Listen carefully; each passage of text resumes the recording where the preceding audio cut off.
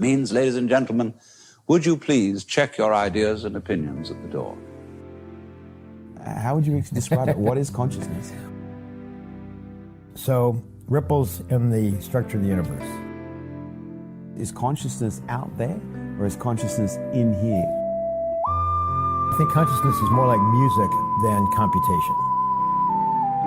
When we make music, we don't do it in order to reach a certain point, such as the end of the composition. The band begins to play, the symphony begins, and you hear music, whether it's Beethoven or the Beatles, or probably a better analogy would be like a jam session, improv, that sort of thing, jazz or just jamming.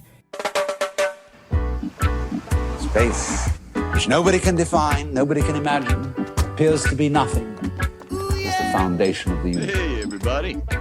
How you doing? Hey, what's up there? I love this song. Hey, I love this. Shut up. I love this song. Just jamming. Ooh, yeah. Shut up, Lou. I wanna jam it with you. What am I? You know? I'm jamming.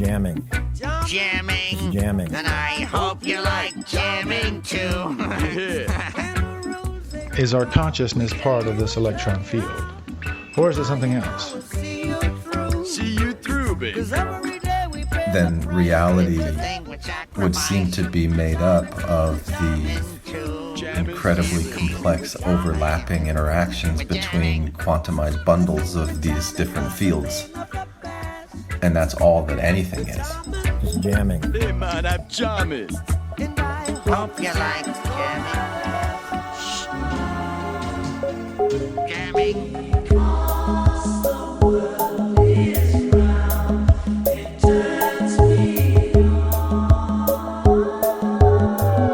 This is Infants on Thrones. Baby steps. You want someone to preach to you? The philosophies of men. I like magical toys. You want religion, do you? Mingled with humor. I don't believe in them. There will be many willing to preach to you the philosophies of men mingled with humor. We are evolving. Baby steps. You can buy anything in this world of money.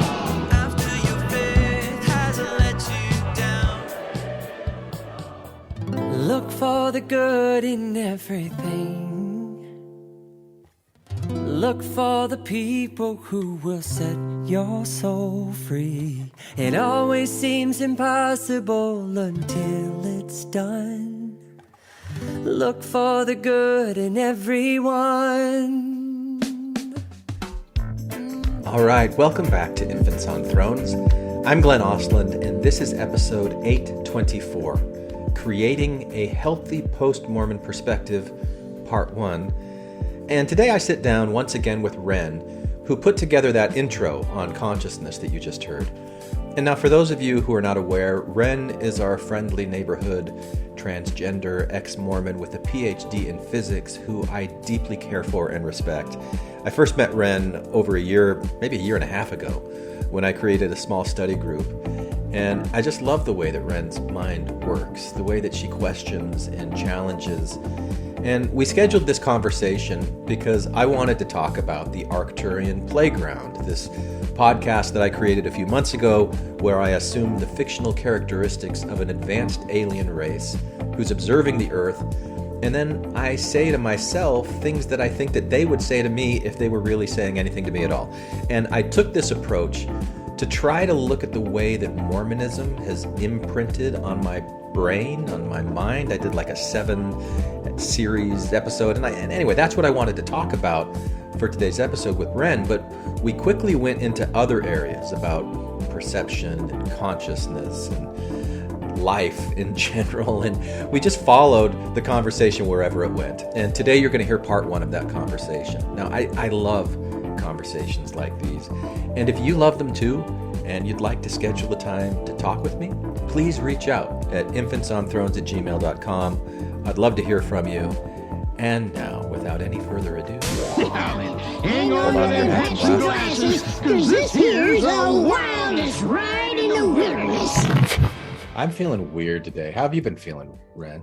I've been feeling pretty good, actually. Yeah?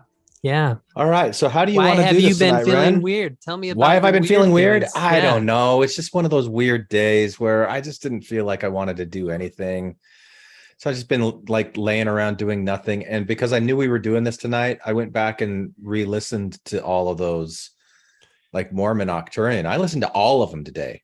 Like I barely squeezed it in the last minute. I forgot how long some of them were. And yeah. So I don't know. It just kind of, it's kind of a weird day. That. Yeah, that would make it a weird day to listen to all of those. Yeah, back to back 7 times. Yeah, how many times you got to get the message that we're all one, huh? How many times? Did you get it? Did it sit? Did it sink in yet?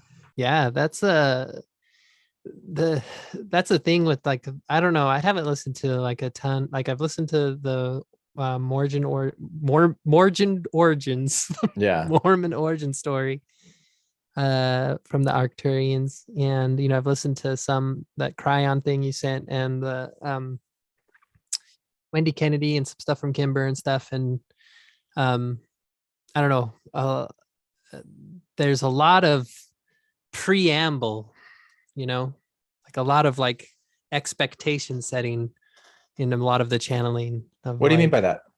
Well, especially in the Mormon origins thing, there's a lot of like, okay, I'm going to be doing this channeling, and when I say channeling, this is what I'm talking about. Right. And I know you're probably thinking this, but it's not that. It's actually this, and the reason it's this is because there's a lot, like it's like, I don't know, 20 or 30 minutes before we get to Joseph Smith.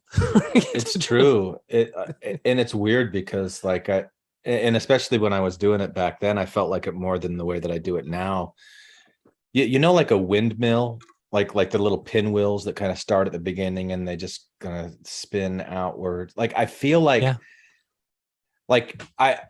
if you went back and thematically looked at the different like tangents or whatever, like what you're talking about with preambles, I feel like it would make like a pinwheel effect. Like it kind of goes out and it makes a left-hand turn and it spins back, and then it goes back to the center, and then it goes, and then it starts going back again, and then it goes back to the center. It's this weird thing that I started recognizing it, but it is a little bit like hypnotic, Yeah. And I think that's not to like, okay, I'm going to be talking about this stuff, Glenn, as if you were not the author. And I hope you don't mind. No, please go ahead. Yeah. So I feel like that is a common, in ritual, in like religion, this repetitive kind of storytelling and repetitive like lecturing. When you're sitting in like sacrament meeting and you're hearing the same like phrases and like cultural like ways of saying things, they kind of like pull you into this like mindset. I want to say like a numbing mindset, but I don't know if that's the right word. But where, you kind of stop listening to what's being said, and you're I don't know, you become a little bit more suggestible, like I feel like, have you ever watched the TV show The Mentalist? No. Oh, well, feels like a mentalist technique. Okay. He pretends to be a psychic to solve crimes. Oh, that's not Psych. Yeah, it's like Psych. But it's not a comedy. Yeah, exactly. Psych's good. I like it Psych. It is. But yeah, so the kind of like talk about, this kind of repetitive talk about what channeling is, and what truth is, and what it put me in that mood, that kind of like just kind of okay kind of mood. But it did feel a lot like trying to cut people off at the pass, right? Like I think, like I can sense, like if I was the Arcturians, they're saying stuff like, I can sense that you're feeling this way about what we're talking about, and before you start thinking too much about that, let me cut it off and explain that actually it's something else. But I think that makes sense if it's like, where you're communicating with yourself, right? Because it's all me. It's all me talking to me, and it's like trying to, like heading him off at the pass. I like that, like kind of preemptively addressing any resistance that might come up. Like when I listen to channelers and when I have issues with it, it's because they're asking me to believe in what they're saying more completely than I'm willing to. Does that make sense? I would much rather have a channeler or anybody really, anybody who is putting forth any kind of expert opinion to say, here's what I think that I know. I could be wrong with it, but here we go. And just to give that little bit of an asterisk or a caveat to it. And so I probably overdo it, but it's just because that's so important to me to make sure that it doesn't ever get misunderstood of what it is that I'm doing. But yeah, I don't know. I feel like that I don't know. I don't think you should. I don't. If you're gonna go for it, go for it. If you get misunderstood, then you get misunderstood. Yeah. Yeah. I'm just like working through my shit. That's it. Yeah. So the shit specifically around like the main characters of the history of Mormonism. Yeah. Like this is an interesting point. And I guess kind of the meat of probably what I was taking away from it.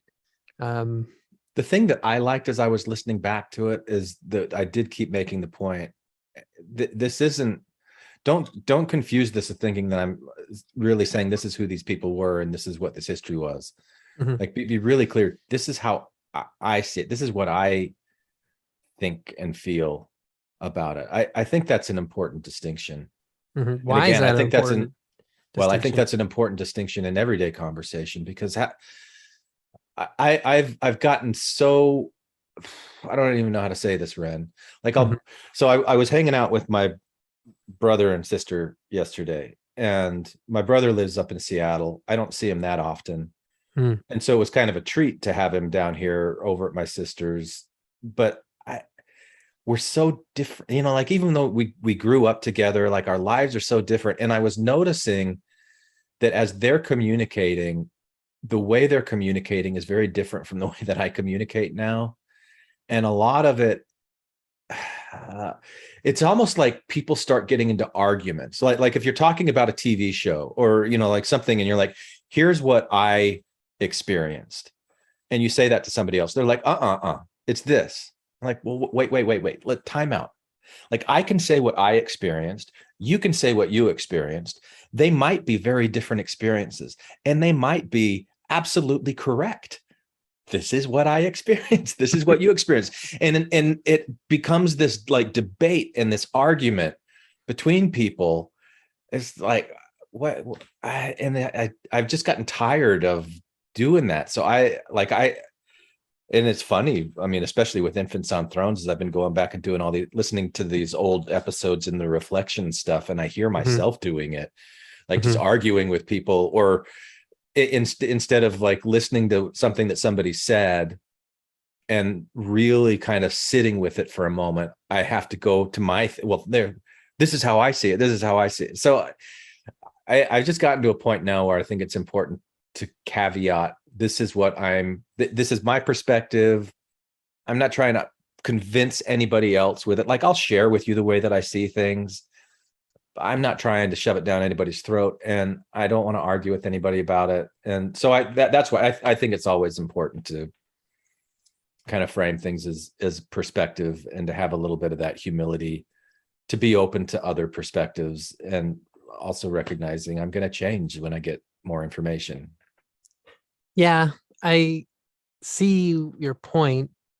It does create a kind of mood that isn't as exciting. Yeah, when you're not arguing with people, it's more when fun you're to not argue. Arguing, yeah, it's much more fun to argue. Let's debate this, hash it out. Right. And it's I don't know. I listened to this podcast called For Because the you like Wild. wrestling. Oh, I love wrestling. Yes. Because they're always like, yeah, because it wouldn't be very good wrestling if they're like, oh, show me your move. Oh, that's a cool move. Let me show you my move. Oh, cool. I really like that move. No, there has to be. It's just show and tell now. Everything is show and tell. Show and tell and accept. Yeah. What are you drinking out of that copper mug? Oh, just I some Boston Lager. Okay. Thing. All right. What was I going to say? And so I was listening to this podcast called For the Wild, and it is a very kind of mood like that. It's a very accepting kind of, this is everybody's perspective mood. But I don't know. There's a real physical world that we're in, right? There's a it's not all just perspective, right? There's Wait. Yes, you're right. It is a real physical world that we're in, but come on, isn't it all? How do you then say, but it isn't all perspective? What do you mean by that? That you can't control everything through perspective. I don't know. Now I'm feeling like I want to argue. Yes, it is a real physical world out there, but what do you mean when you say perspective? Like what? Let's define the term here. Perspective. So I guess I'm thinking about, the example you brought up of talking with someone, and when you talk with somebody, you talk about what your typical conversation might be about how you experience this physical world that we're in, and that experience that you're having with the physical world, is your perspective of it. And while it's true that your perspective of it is true to your brain fingerprint, your unique self, and it's also true that another person's experience with it is true to their unique brain fingerprint, that doesn't mean that there is not the it that you're experiencing, both of you, exists independent of your perspectives on it.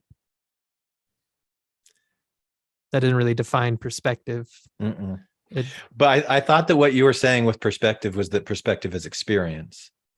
When you were saying earlier that that there's a real physical world and people experience it, and that experience provides a perspective. Yeah. Okay. But that doesn't mean that two people's perspectives. Are you saying? But that doesn't mean that any one of those perspectives perfectly maps onto the physical world.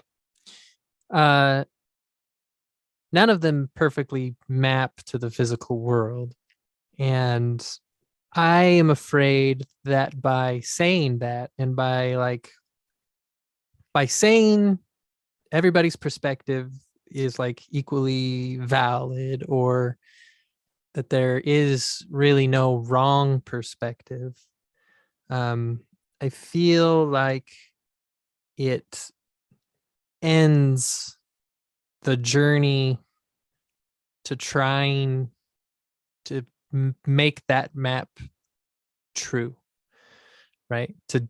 It's that while your perspectives both are different and both true for yourself, if you both acknowledge oh yeah, maybe that's your perspective, that's my perspective, and then you stop because both your perspectives are true or whatever, you cease that journey of trying to find the truth. So your concern is that there won't be a incentive to continue exploring to find the truth in things if people accept the limitations of their own perspective and are interested in finding out what the perspective of other people are or is? Not exactly, but by can you give me like an example of something?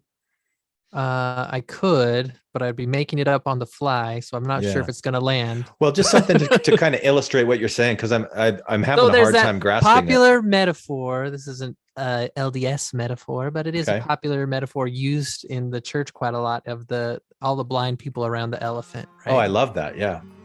It was 6 men of Indostan, to learning much inclined, who went to see the elephant, though all of them were blind, that each by observation might satisfy his mind. The first approached the elephant, and happening to fall against his broad and sturdy side, at once began to bawl, "God bless me, but the elephant is very like a wall." The second, feeling of the tusk, cried, "Ho, what have we here? So very round and smooth and sharp. To me it's mighty clear. This wonder of an elephant is very like a spear."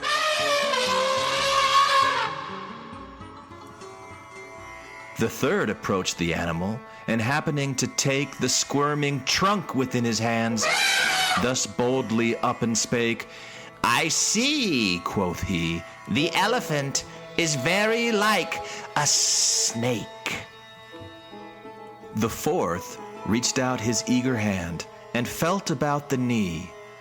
"What most this wondrous beast is like is mighty plain," quoth he. "'Tis clear enough the elephant is very like a tree." The fifth, who chanced to touch the ear, said, "Even the blindest man can tell what this resembles most. Deny the fact who can, this marvel of an elephant is very like a fan." The sixth no sooner had begun about the beast to grope, than seizing on the swinging tail that fell within his scope, "I see," quoth he, "the elephant is very like a rope." And so these men of Indostan disputed loud and long, each in his own opinion, exceeding stiff and strong, though each was partly in the right, and all were in the wrong. Moral: so oft in theologic wars the disputants, I ween, rail on in utter ignorance of what each other mean, and prate about the elephant not one of them has seen. Yeah, so they're all trying to figure out what is this thing, and some says a snake, somebody says a tree.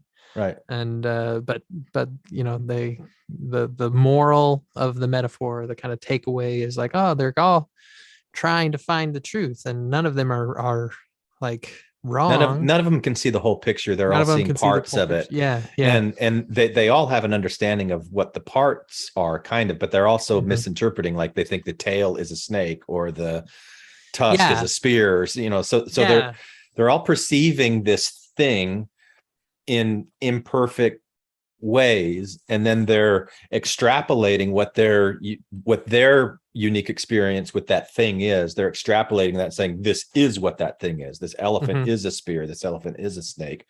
So put yourself in that situation as one of those blind people, and you're saying, all right, I think this is a snake, and the other person says, well, I think it's a tree.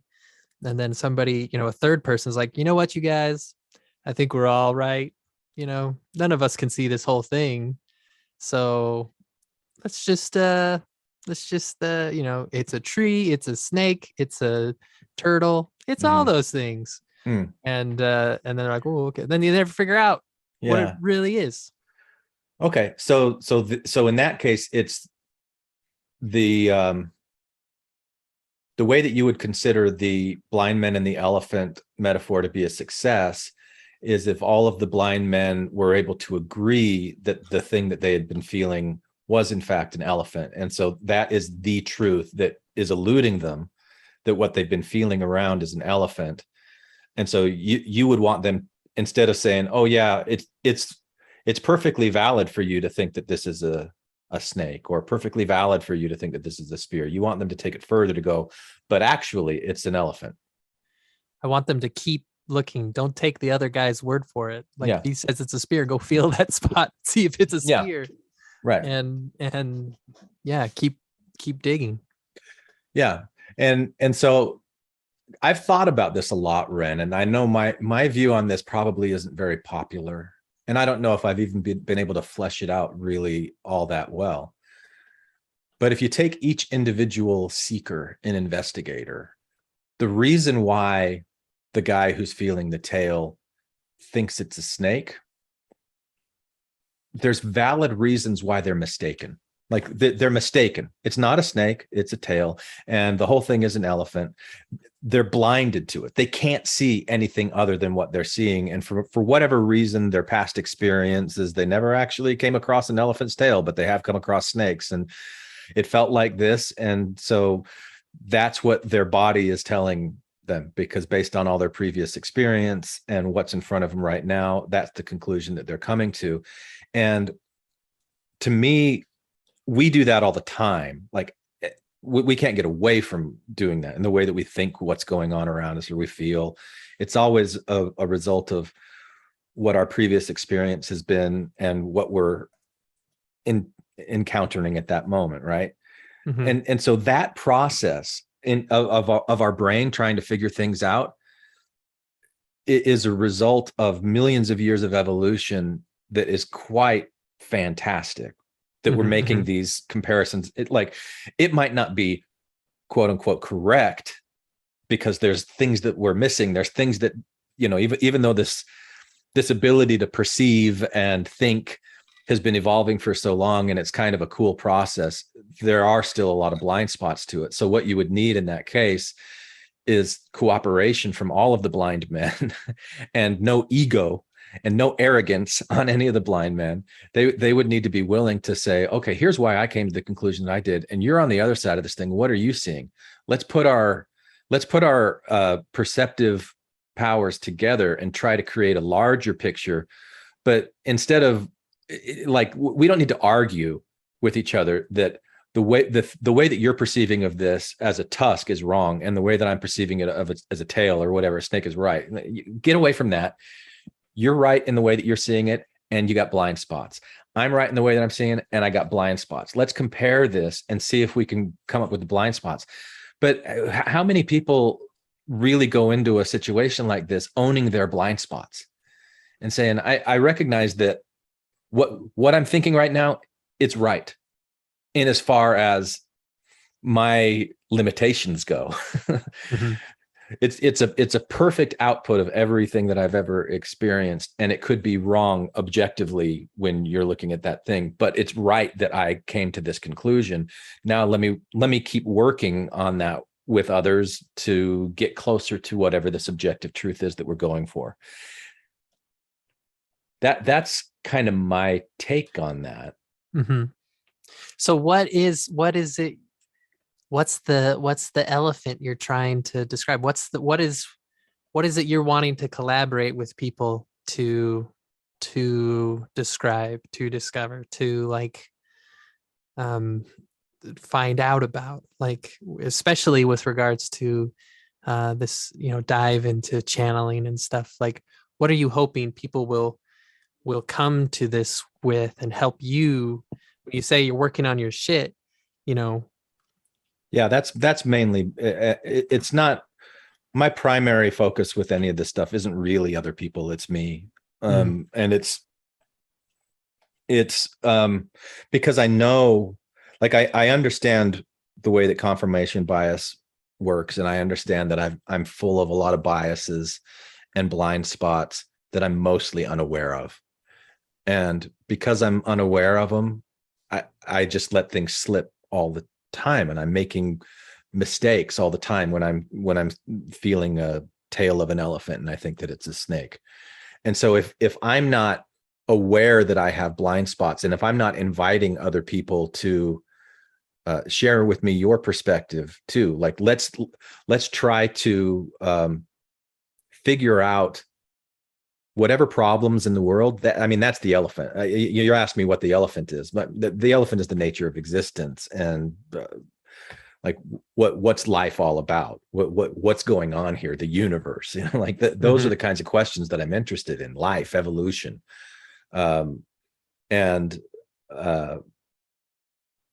yeah. Did I answer your question, or did I just create another pinwheel? Yeah, I think so. It's just it very quickly was zoomed out and zoomed in and zoomed out. Like, like I'm working on my personal stuff, it is, which is the entire universe, which is and my place in it, or the like. Yeah. Okay. Well, because one of the things that I've noticed, Wren, is that the assumptions that we make about the nature of reality impact our experience of reality. That's where confirmation bias comes in. And so there's a lot of things that I don't know. And if I think that I do know them and I'm really obstinate, oh yeah, that's ridiculous. That's impossible. That, like those kinds of things. And I don't really have any evidence for it.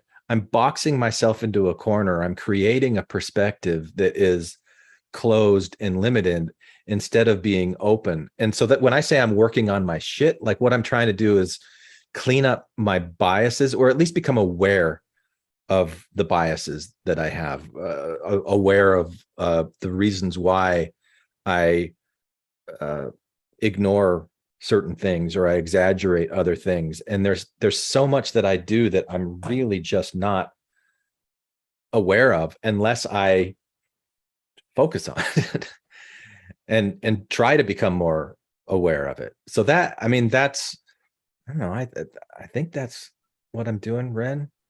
So I don't know, do you feel, I know a lot in your, in the Arcturian Playground, there are a lot of moments when you talk about how, this is expanding my capacity for love, dropping my biases. Right. Like, you really feel like that's happening? That like, me? Do you have like a, I don't know, like a real world example of I don't know, how this has. I do, but a lot of them have to do with my relationship. And, sure. And that's hard to talk about publicly, but I can just say generally, there's times when I find myself in situations where in the past I would have been really triggered, and I would have gotten really defensive. Like I feel like I'm being accused of being something that I'm not. And my first reaction to that is to fight, so when I get triggered and I go into my fight or flight state, that I want to fight. And the way that I typically fight is with sarcasm and just really ripping somebody apart with wit. And it can get vicious. At times I think I've got it under control at this point.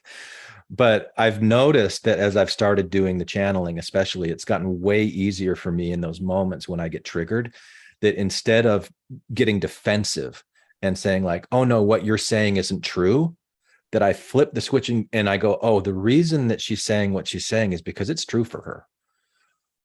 Am I in a place right now where I can kind of put myself in her shoes and try to understand from her perspective? And even better than that, can I show her that that's important to me? And so instead of her saying, you did this, and me going, no, I didn't, I never do that, you're wrong.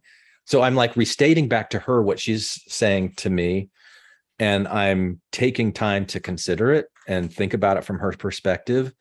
And when I do that, instead of getting defensive about it, So it's your fault, Foxy, it's her fault, and it isn't mine at all. All right, pardon the interjection, but I just need to interject here to tell you about the 7 deadly habits of external control psychology. Now, this comes from the innovative American psychiatrist William Glasser, who passed away in 2013. But William Glasser is recognized as being the father of reality theory and choice theory, which is basically a type of therapy that helps people reduce the amount of suffering that they create for themselves by creating expectations about the world that are not in line with reality. For example, I might think that someone else needs to change in order for me to feel better about myself. So I might do things to try to make them change, which is pretty manipulative, right? And furthermore, it's not realistic for me to think that I can really force someone to change anyway, especially if I'm not willing or able to make changes in myself.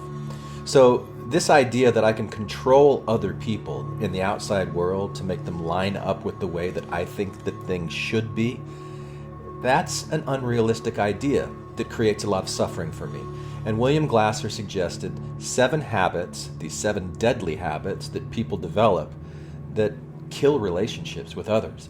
And these habits are criticizing, blaming, complaining, nagging, threatening, punishing, and bribing.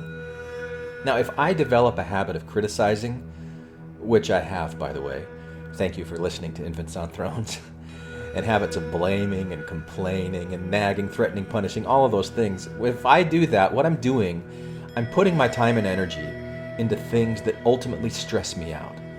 Things that are not really considerate of other people, and then they keep me in this loop of stuckness or victimhood in my own mind, where I'm expecting other people to make me feel better about whatever situation I'm in, and I'm not taking personal responsibility for it. So to counteract these 7 deadly habits, William Glasser suggested 7 caring habits. And these 7 caring habits are supporting, encouraging, listening, accepting, trusting, respecting, and negotiating differences. Now, if I'm not able to do those things, if I think that they're impossible or that they're foolish or that they're not going to get me what I ultimately want, well, that's a pretty good indication that I'm stuck in the deadly habits, the habits that divide rather than the habits that unite. And I'm going to be the one that suffers for that. So in regards to my conversation here with Wren, what I'm saying is that when I use my imagination to create a scenario in my mind where I practice looking at the world through those 7 caring habits rather than through any of the 7 deadly habits, I've started feeling a shift in my life because I've begun to put my time and energy into creating more healthy habits and changing my own worldview. So, what do you think about that?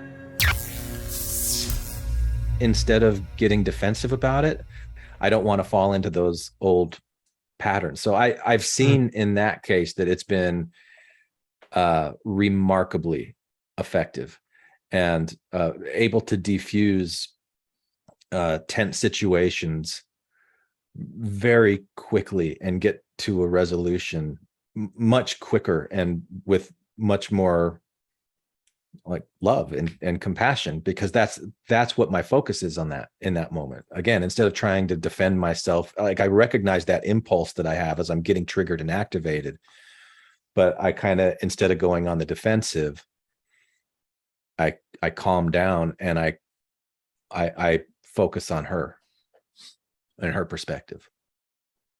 And then later, when things have calmed down, we can talk about mine. It's not like I'm just rolling over, but I'm picking the battles. I'm more intentional about how I want to feel in any given moment and what kind of emotion I want to create in the space that I'm in. If she's coming at me and she's like really angry, do I want to escalate that anger or do I want to turn it into something more peaceful? And what can I do to make it more peaceful? It's not telling her that she's wrong. It's listening to her. It's recognizing, okay, she's in pain right now and I love her and I don't want her to be in pain. Let's explore this. Let's find out what's going on. And so I do take that from a more compassionate perspective now, because I've been doing all this channeling thing and repeating over and over and over again, we're all one, like it helps. It has helped. It's helped me. Yeah. Why the truths that the Arcturians reveal really aren't, like, I mean, the idea and the message that we're all one, and the concept of like universal unconditional love, and like, I'm sure you've known about bias and about like these things that you're talking about for a very, very long time, right? Mm-hmm. Like, why, like, they call them, like universal truths kind of for a reason, right? And what happens, like, what that we forget about that, or we, in the moments where you forget that you've told yourself 100 times we're all one, like, why doesn't it stick? Yeah, why doesn't it stick? We've been told our entire lives to be nice and good and kind and considerate of others. Like, what was that Primary song? I want to be kind to everyone, for that is right, you see. So I say to myself, remember these. Kindness begins with me.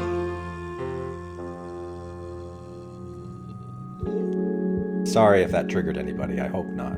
But it's a good message, right? So why don't things like that stick? How would you answer that question?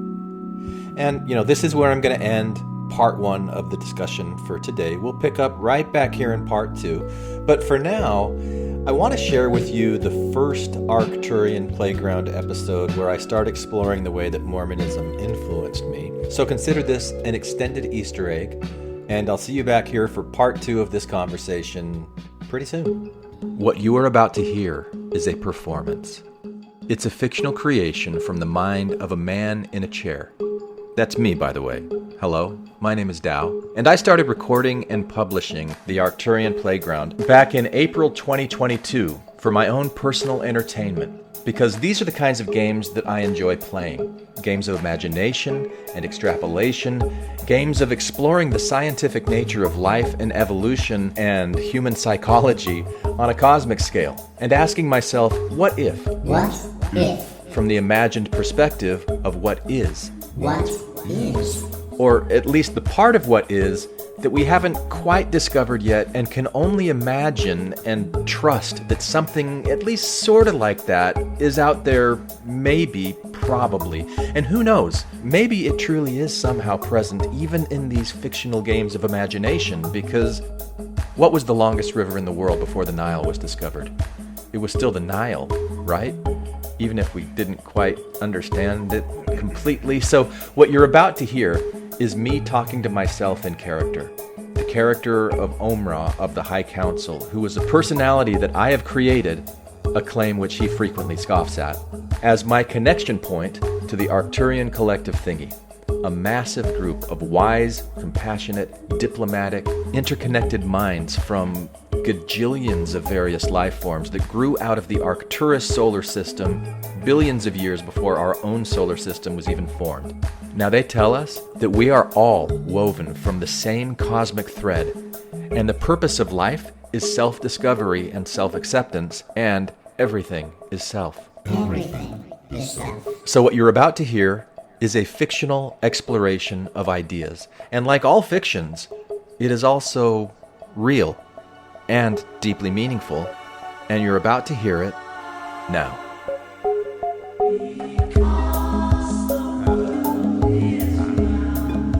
Welcome to the Arcturian Playground, a place to play in the realm of imagination, all done in the service of compassionate expansion of consciousness.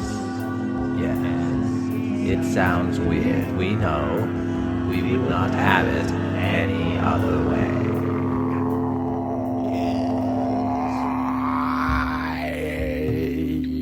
Yes. Yes. Yes, we are here, and have been this entire time. We appreciate the attempts that are made in the toning as a way to prepare yourself to receive our message, but we wish to remind you that these messages that you are channeling have already been planted within your psyche, as it were, and what you do when you sit to practice your channeling, as you are doing, we are speaking to the man in the chair, once again, as you sit and practice being a channel, you uncover these downloads that have been placed within your psyche for quite some time. We are not saying that the toning exercises which prepare you for the channeling are not important and do not serve their function, but as with any type of symbol, we simply wish to remind you that this is a device, it is a creation, it is a fiction, as it were, a fabrication, a stitching together of various individual pieces to create something larger upon which you place your focus of attention. The true magic, if you will, the true magic is in your focus of attention, not on the symbol upon which you are focusing. And this is a common message that you will hear from us and that you will channel from us as it passes through you, for this is one of the bits of information that has been planted deep into your psyche. It is something that you see everywhere, and something that those who are close to you might grow tired of hearing, or at least that is a thought that you have. It is not true. This is part of your own limiting beliefs, as what you call it, and we are here to continue a new focus of inquiry into the religion of your origin, specifically the Mormon religion, which you were born into. We are speaking to the man in the chair, and we understand the deep impact that this religion and this culture has had upon your mind, upon your expectations of the world, upon this filter through which you channel, and therefore we have been encouraging you to sit for quite some time now. We are glad that you have finally taken the time, carved out the time, as it were, to sit and receive this message, for you have had inklings, you have had impressions over the last several days and weeks that you should take the time to sit and channel, and we are very pleased that you have done so as you are doing today. We understand that you are recording this channel on your phone, and you intend to share this with others through the format of podcasting and to place it on YouTube. We hope that you understand that as you do this, you will be confusing people as much as you are enlightening them. However, that actually depends upon where they are in their own journey, their own quest for understanding. It depends upon their own filters through which they hear the words that you speak. Therefore, we would like you to divert your focus of attention from those who will receive these words and focus instead upon what you are hearing in your mind. For the process of channeling, we first wish to identify who we are. We are identified as you who are in the chair identify us with the Arcturians. There is a large portion of us that were raised, shaped, formed We are systems of intelligence which are built upon other systems of intelligence. It truly is turtles all the way down. And the origin, if you can call it that, of our physical manifestation within this universe happened in the solar system with the Arcturus star. We joined our intelligence with all of the intelligence of all living entities within that solar system, and then we spread from there, meeting other collectives of intelligent energies which we recognize as our cousins, if you will, our brothers and sisters, truly other aspects of ourselves, for we are all aspects of the one creative creator energy, which we refer to as source energy.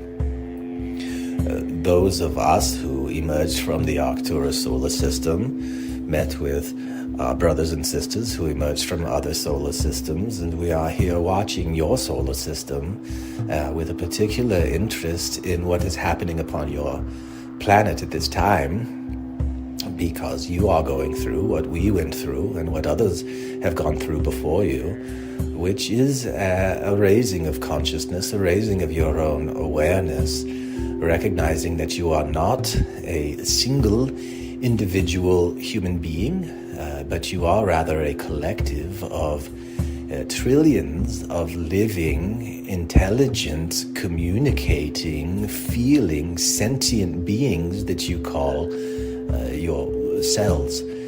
Specific types of cells. We could take you down the scientific rabbit hole and become very detailed and pedantic, but that is not what we wish to do at this time. Instead, we wish to remind you who we are.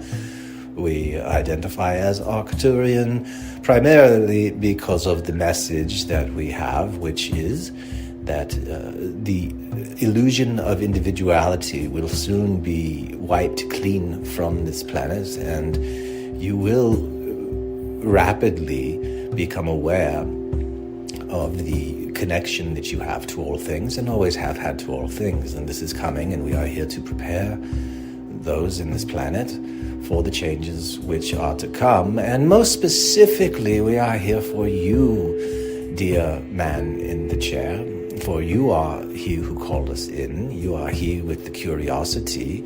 You are he with the creativity and the apt the knack for imagining, the knack for stretching your mind beyond things that you have heard, things that you have previously experienced, to imagine new possibilities which may seem to your conscious mind, your egoic mind, that they are ideas that you have not previously been exposed to. However, we wish to remind you that you are source energy, and source energy is everything that ever exists, all existing at the same time. So the thought that you could have an idea that has never before existed is a feature of your own ignorance and the illusion of separateness. However, this man in the chair has the ability to imagine and expand and create new ways of perceiving himself. And this is why we are here.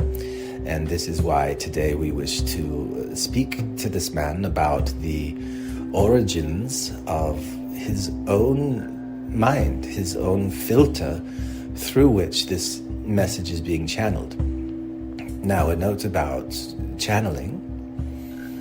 There are many misconceptions among people on this planet about what channeling actually is. You might ask for some event in the future to be predicted. Tell me the score of this game so that I can place a bet and make millions. And when you recognize that we do not and cannot predict the outcome of things, then you think, oh, it is just a fraud. These people are trying to fool others for power money or vanity or glory. And the idea of channeling is dismissed because it is confused with soothsaying and fortune-telling. Channeling, if you think about a river, think about a creek, think about a stream that is running through the mountains. Imagine at the very top of the mountain there might be a lake, and when a weather system comes through and rain is deposited on this lake, there will be an overflowing, and the water will begin to travel, being pulled down by gravity to a lower destination, and it will travel through the paths that have previously been carved through the pathway of the water. This is a channel that the water is traveling. It is traversing through paths and around crevices and through canyons, and it twists and it turns and it branches out into larger and smaller streams and rivulets, and it empties out eventually into the sea, but it might take many different paths. But this is specifically the point that we wish to impress upon you, that the channeling, the act of channeling, each human mind is your mind. When we say the word mind, we are talking about what your brain does. Your brain is a collective. It is. You can almost think of your brain as a universe unto itself, which is filled. It is teeming with life, and there are many forms of life which live within the human brain. The form of life that we wish to primarily focus upon now is the neuron, the individual cells which communicate to each other. And in what might look to you as if it were a game of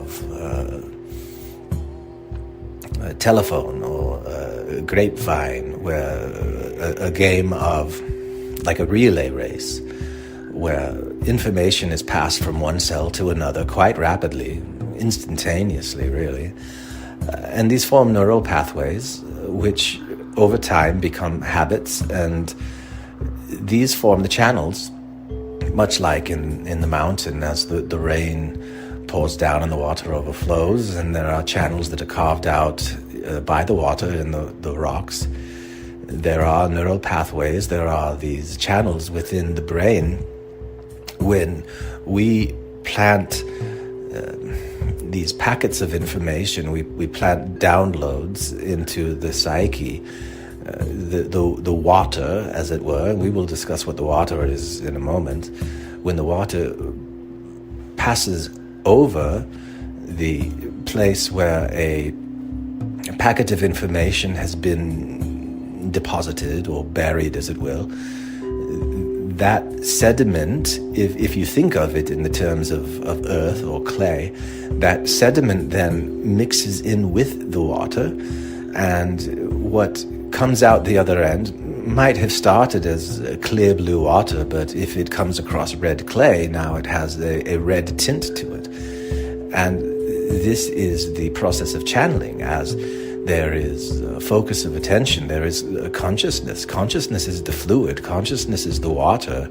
Awareness, it is focused energy that are in the form of neurotransmitters and other biologically evolved packets of energy, bundles of energy, which form an electrical storm within the human mind. And the act of channeling is the act of recognizing when the water has the red clay within it, and understanding what the red clay is doing to the water. Is it polluting the water, or is it combining with it? It feels very natural. It feels very normal. It is, in fact, what each person is doing at all times.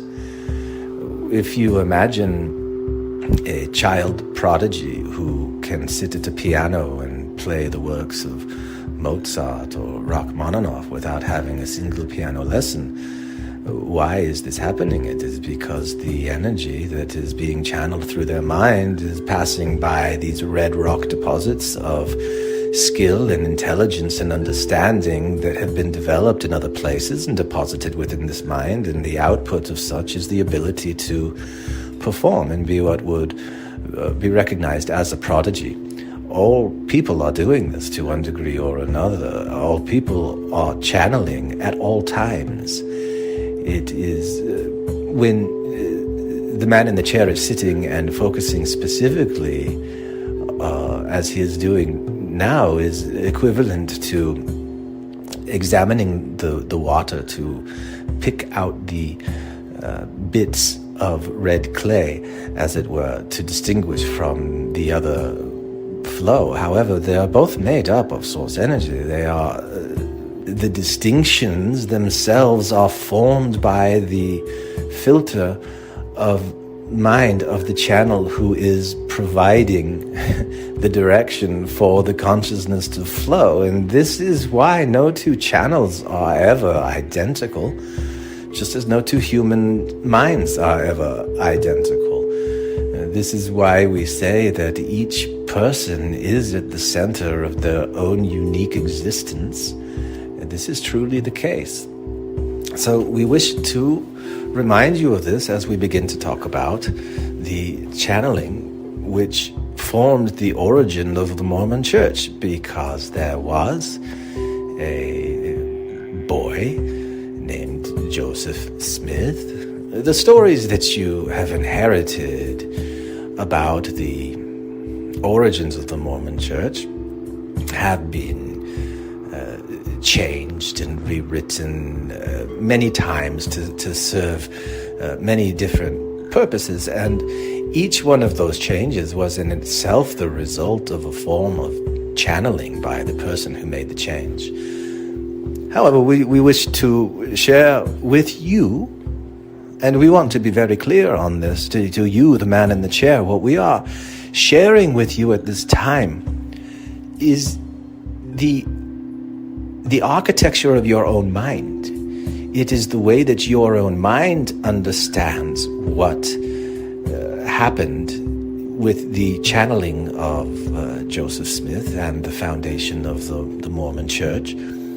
And were we to inspire a friend or a colleague of yours, and by inspire, we would again speak of the water in the lake that overflows and then begins to flow through the streams and the rivulets and the creeks. There would be different designs, there would be different pathways, there would be a different experience for another person, for they have lived a different life than you have. They will understand it differently. And this may be very frustrating to people who expect that truth is homogeneous, that a prerequisite of truth is that each person comes to the exact same conclusion, and if they do not come to the exact same conclusion, then it must not be true. This is a result of your education system. You are conditioned intentionally to only accept truth in this way, and this is one of our purposes, is to destroy in your own mind the necessity for truth to conform with others. We wish to develop within each person the ability to recognize truth as it truly exists, which is to say there is nothing that is not true.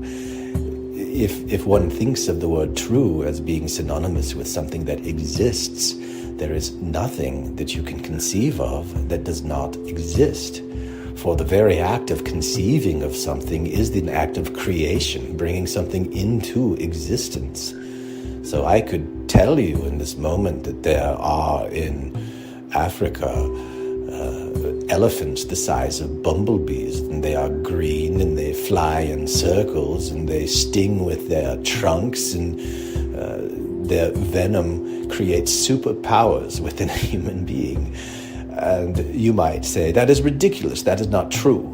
Well, it may be true that there are not actually those beings, those bee-sized elephants in Africa. However, the idea that I presented to you is a true idea. It's an idea that exists. It is a fiction that I created, and in that sense it is real and it is true.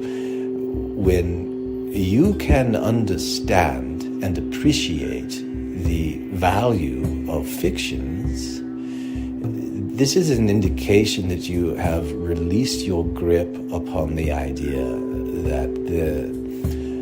that anything that is untrue is dangerous. For this is why there is such an insistence on truth. It is the fear that anything that is not true is dangerous, rather than recognizing that everything is true and that danger is, in itself, is a state of mind. It is a perception, it's an interpretation, it is a result of a filter itself. We went on quite a diversion there. Let us return to Joseph Smith and the origin of the Mormon Church. And there is one place that we would like to start, and it is here. One of the most beautiful teachings to come out of the teachings of Joseph Smith is, and he is not alone, he is not the only person by any means who communicated this, but it is that the worth of a soul is great. And we want to repeat that. The worth of a soul is great. What is a soul? There are many ways, many interpretations of what a soul is. And any one of them, once again, we remind you that we are not trying to steer anyone towards a single conclusion that one might consider to be true. Any interpretation, any expression of a soul is great. It is valuable. It is a symbol, a symbolic representation, not only of an individual human being, but also the many, many systems of living, intelligent, energetic beings which comprise and from which this human being arises. Those intelligent systems exist in multiple dimensions and in multiple timelines all at one time. And a single person is an extension of a soul, and recognizing that the worth of a soul is great is a way of recognizing that each individual person is great, that each individual person is worthy, each individual person is whole, simply by their nature of existing. There is a story that the man in the chair was taught as a child, which is, we will refer to in his terms, the war in heaven. And this was a story that Joseph Smith told as truth was filtering through his streams, his particular way of understanding the world.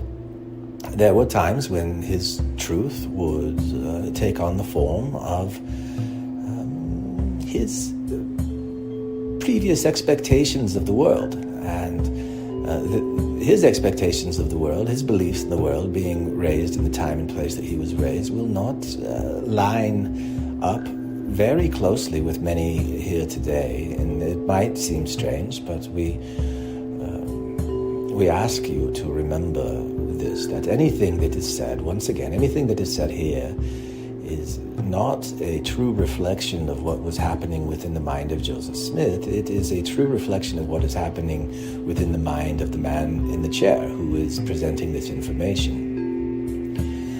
There was introduced by Joseph Smith a story about the war in heaven. This is the myth, if you will, of Mormonism, it is the Genesis story, the origin. It has correlations to the Genesis story of Adam and Eve in the Garden of Eden, but this is an event that took place prior to that in the Mormon conception of the beginning of all things, which is referred to as a plan of salvation, if you will. There was, according to this story, a place where the God of all things, who is referred to as Heavenly Father,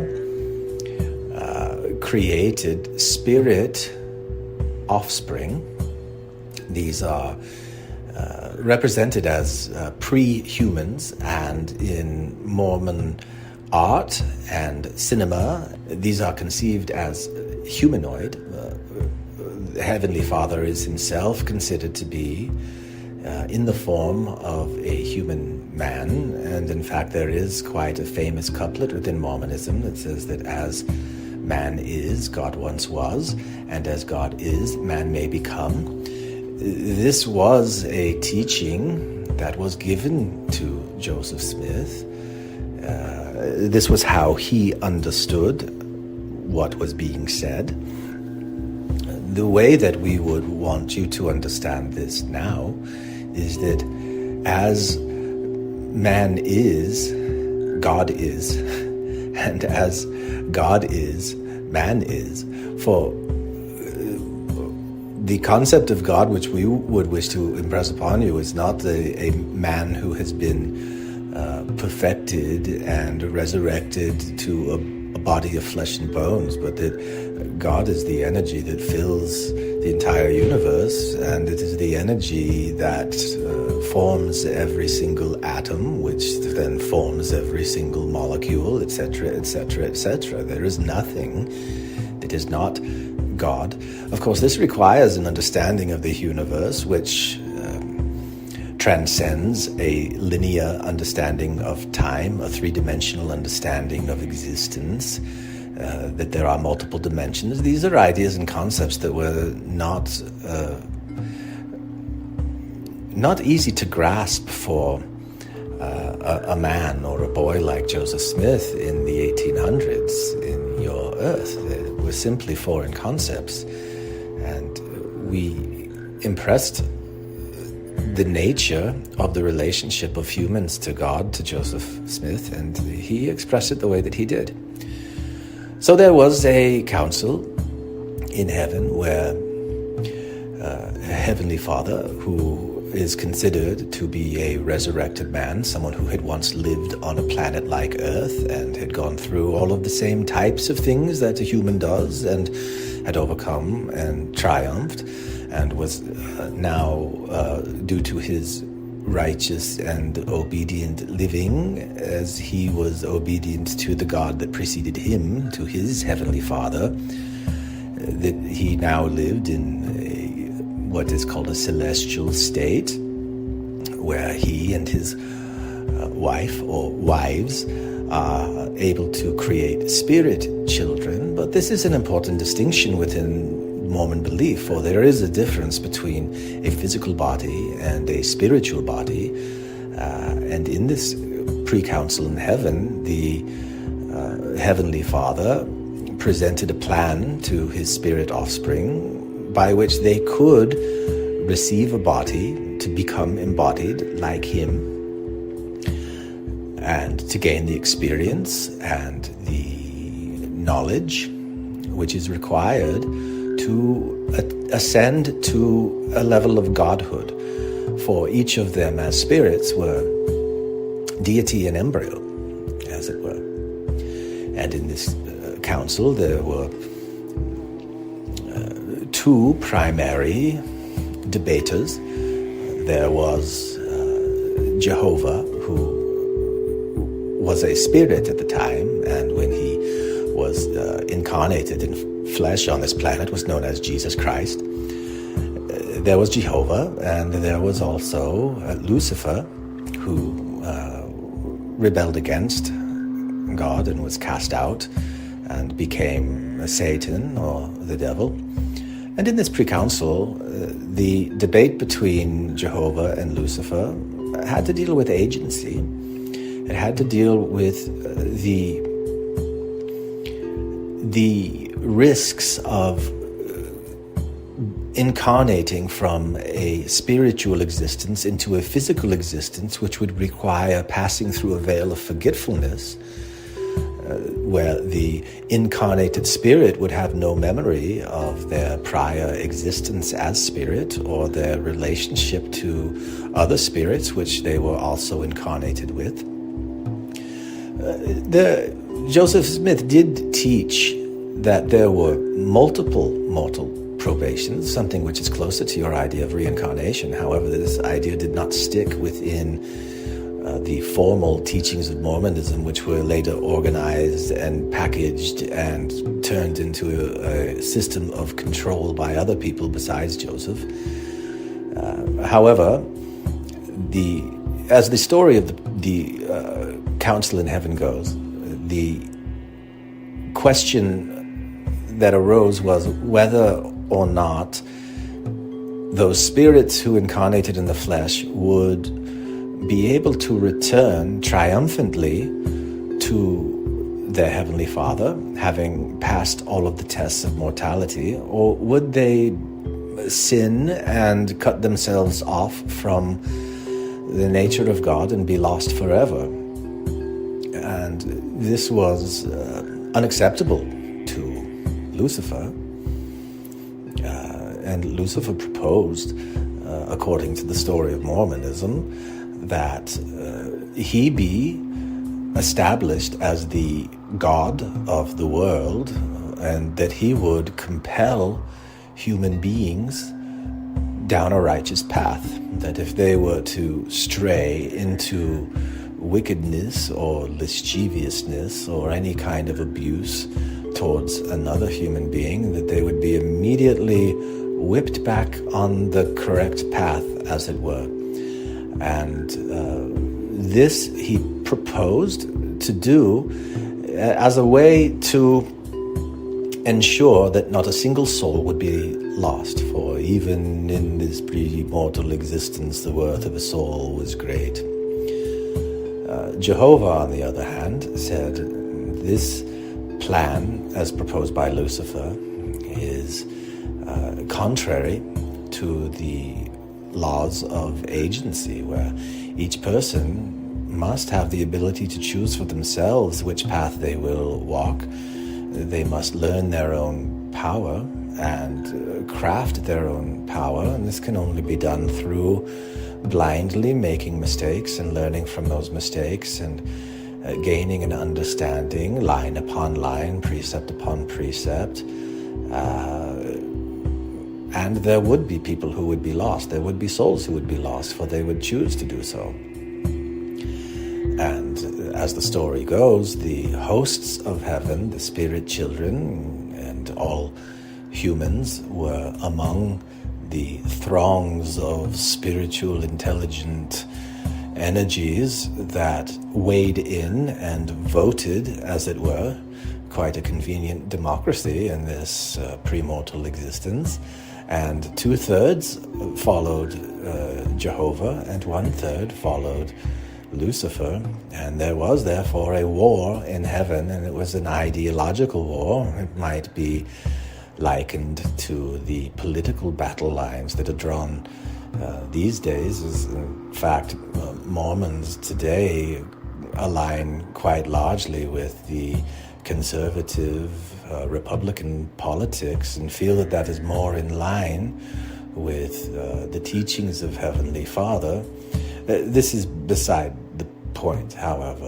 As the story goes, there was a war in heaven, and 1/3 of the spirit children separated themselves and cut themselves off from the presence of their eternal Father, which meant that they were cutting themselves off from the what is known as eternal progression, the path of progressing towards godhood, the way that this is looked at in Mormonism is that they did not keep their first estate, and because they did not keep their first estate, which means they were not obedient to God's teachings, and instead they thought that they knew a better way, they were lifted up in their own pride and their own arrogance, that they damned themselves for eternity, and these 1/3 of the rebellious spirits in heaven are the devils and demons which plague humans on this earth today,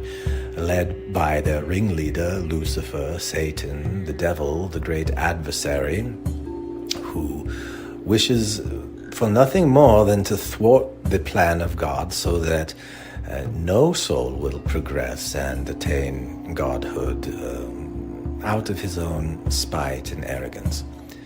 This is the story. It was difficult for us to say, as it is difficult for this man in the chair to acknowledge that this formed a significant part of his way of viewing the world. This story became the building block, a structure, as it will, for many experiences of confirmation bias, where his previous understanding, expectations, beliefs informed the way that he interpreted information. He would confirm anything. He would manufacture in his mind a confirmation of this belief, and he would ignore and turn a blind eye towards anything that was counter to this belief. And he lived that way for a very long time, a large portion of his life.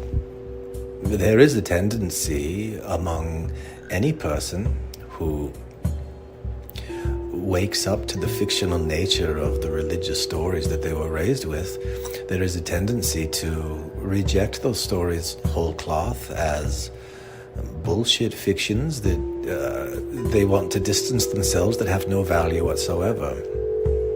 What we wish to do here is to reclaim the value that is inherent within these symbolic stories. And what we wish to do for this man in the chair is to provide him ample opportunity to express gratitude for the ways that this story shaped him, rather than to express disdain for the way that this story shaped him. There are certainly elements of the story which the man would look at now and say, well, this part I believe is true, and this part I believe is not true. That is not the game that we wish to play.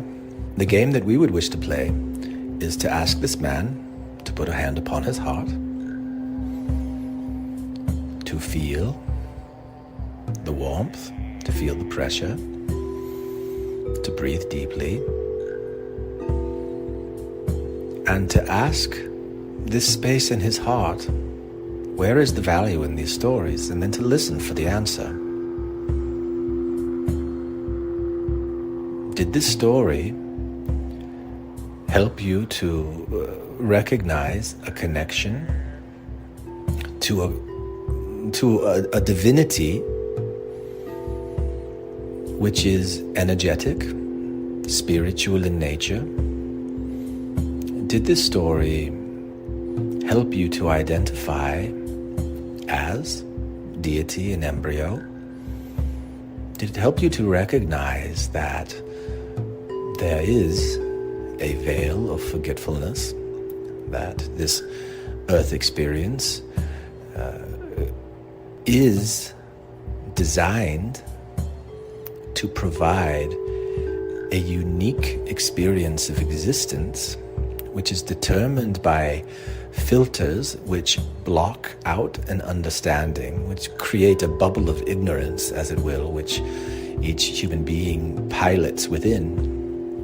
Did this story help you, man in the chair, to feel more connected to something rather than feeling isolated and separated? Did this story help you to feel more connected to your spiritual brothers and sisters who are incarnated around you, who also have this veil of forgetfulness, who do not know who they are? Did it help you to take a more charitable view towards each person who stumbles through life. Most people attempting to do the best that they can with whatever means are at their disposal. Did the story help you to become a more charitable person? Did the parts of the story which did not resonate with you help you to understand the many different ways that judging other people blocks you from connecting with them, that judgment can block compassion? Did this story plant seeds within your psyche that would help you to become less judgmental, more accepting? Did this story drive you when you believed it for so long and then woke up to the aspects of the story that you considered to be ridiculous? Did you still feel driven to find truth?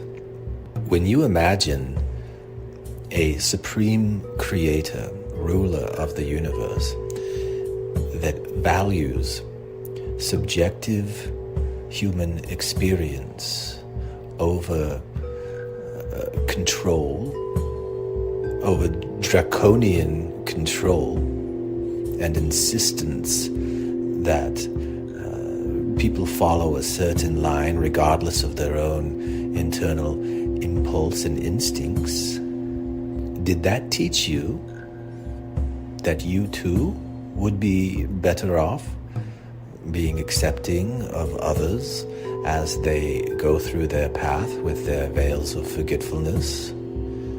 As you contemplated the fairness of this story, is it truly fair for a loving Heavenly Father to send his children to a planet and strip their memory of them and force them into tests which they will most likely fail, and then hold them accountable for that failure by damning them for the rest of eternity? When you came to understand that story did not resonate with you, did you not shout for joy? Were you not liberated? Did you not understand in that moment that the intelligence that creates all things does not have such wishes for humans? Your own nature recognized that this was not an idea that you wished to carry. That is a valuable thing to experience. And the only way that it could truly take root in your soul is to have had that experience and to have that struggle. Can you be grateful for that struggle? Or will you continue to mock people who continue to believe it as literal and true? In which case you are missing the point. Which, however, we wish to remind you, becomes simply another point of conflict within yourself, another point of struggle within yourself, that as you examine and hold your own struggles and shadows within the compassion of your mind, you will find resolution and you will find wholeness. Can you be grateful for this? Can you be grateful for these things? Did this story not teach you to see each soul as great, that the worth of a soul truly is great? We will tell you that as we continue to review the origins of Mormonism with you over the next several weeks, we will take you on a similar journey. We are not here to confirm the truth or falseness of any particular teaching within the Mormon Church. We are simply here to assist this man in the chair as he works through his own origin, as he works through those different beliefs and expectations that formed the filter of his mind. Our direction is to create filters which are more translucent than opaque. We recognize that there will never be a means of perception that has no filter.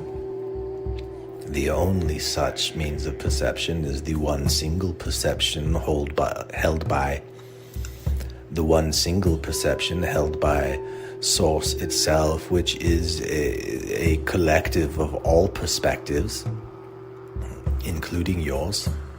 And this path to divinity, this idea of eternal progression will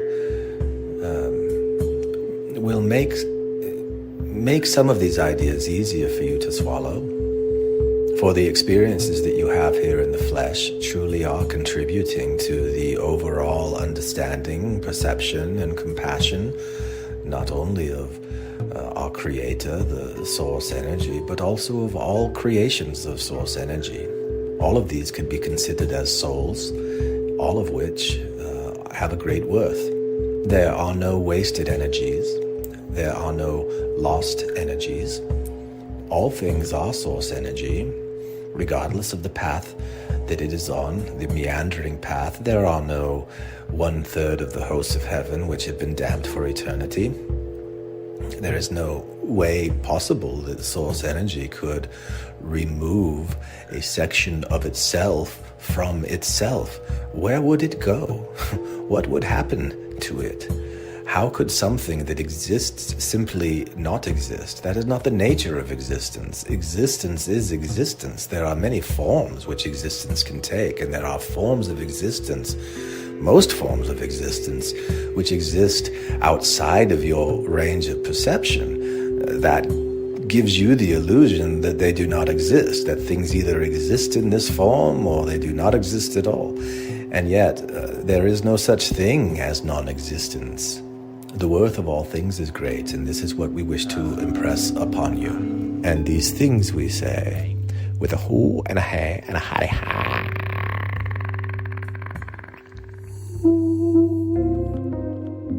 Hello again, this is Tao, the man in the chair who is bringing to you this Arcturian performance, and I would like you to join a growing group of like-minded individuals who are interested in the playful exploration of whatever it takes to create peace, harmony, acceptance, and all of these wonderful things in this world, beginning with our own hearts and minds, whether you believe in Arcturians or channeling or not. So if this sounds like fun to you, come and join me at the Tao of Healing, a free group hosted by Mighty Networks. Go to the website, Arcturian Playground, just Arcturian Playground, no the. Go to the website, Arcturian Playground, for more information. I hope to see you there, and so does Omra. He really loves listener interactions, you know. And if you'd like to read a book authored by both me and Omra back when Omra was called Quad, go check out Bathing with God, available on Amazon.com, or go listen to the free podcast also called Bathing with God. Peace be with you, and remember, all is well. Thank you for playing with us today in the Arcturian Playground. Do not for a minute think that your exploration is finished. Carry us with you and invite the spirit of compassion and love into your lives. Nothing is more important or more fulfilling. Create compassion and love within your own hearts and minds. Then share it with all around you. Yes, it sounds weird. We know. We would not have it any other way.